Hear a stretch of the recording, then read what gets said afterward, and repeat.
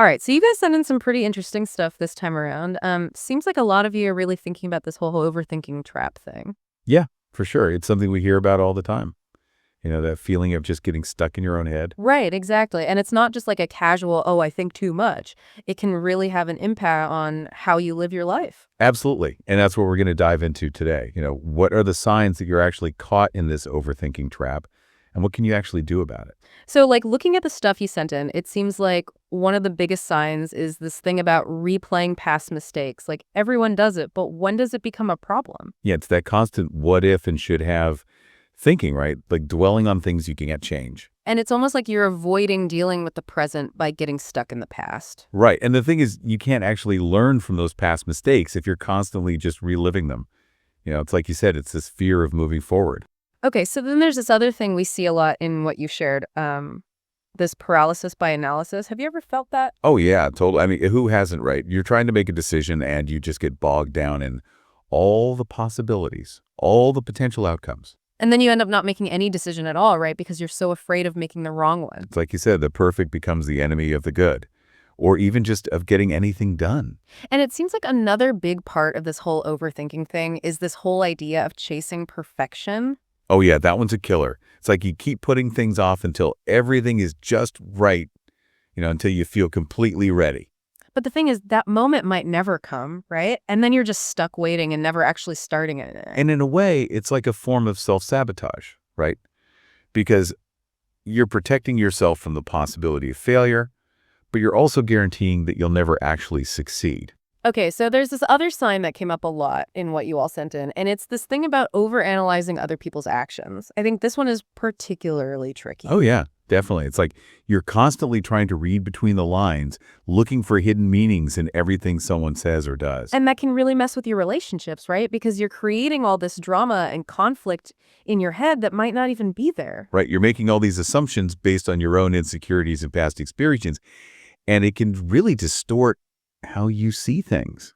Okay, so the last big thing that really stood out in everything you shared is this feeling of just complete exhaustion, like mental and physical exhaustion from all the overthinking. Yeah, it makes sense, right? I mean, it's like your brain is constantly running a marathon. It's no wonder you feel drained all the time. And it's not just a mental thing either, right? It can actually affect your physical health, your sleep, your energy levels, everything. Definitely overthinking can take a huge toll on your body and mind. It's like a vicious cycle. The more you overthink, the worse you feel, and the worse you feel, the more you overthink. All right, so we've talked about the signs of being stuck in this overthinking trap.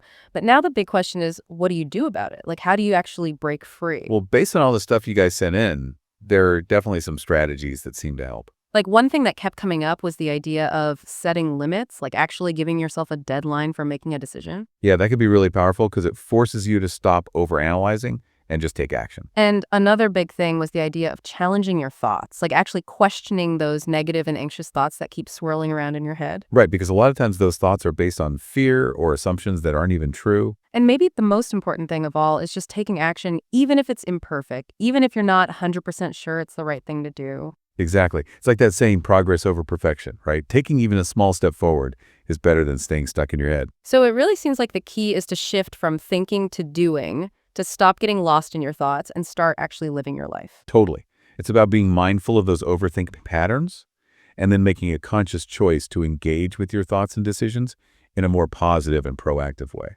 So for everyone listening, think about those 5 signs we talked about and ask yourself, are you feeling stuck? Are you feeling exhausted? Are you letting overthinking run your life? And if the answer is yes, remember those strategies we talked about? Setting limits, challenging your thoughts, and most importantly, taking action. So as you go about your week, what's one small step you can take to break free from the overthinking trap? What's one thing you can do to move forward, even if it's messy, even if it's imperfect? Even a tiny action can make a huge difference. It's about starting somewhere, breaking that cycle, and reclaiming your energy and your peace of mind. Thanks for sending in all your thoughts and experiences and for joining us on this deep dive into the overthinking trap. Hopefully, it's given you some new insights and some practical tools to start breaking free. Absolutely. Remember, you're not alone in this, and there is a way out. It just takes awareness and a willingness to try something new. So keep thinking, keep sharing, and keep taking those small steps forward until next time. See?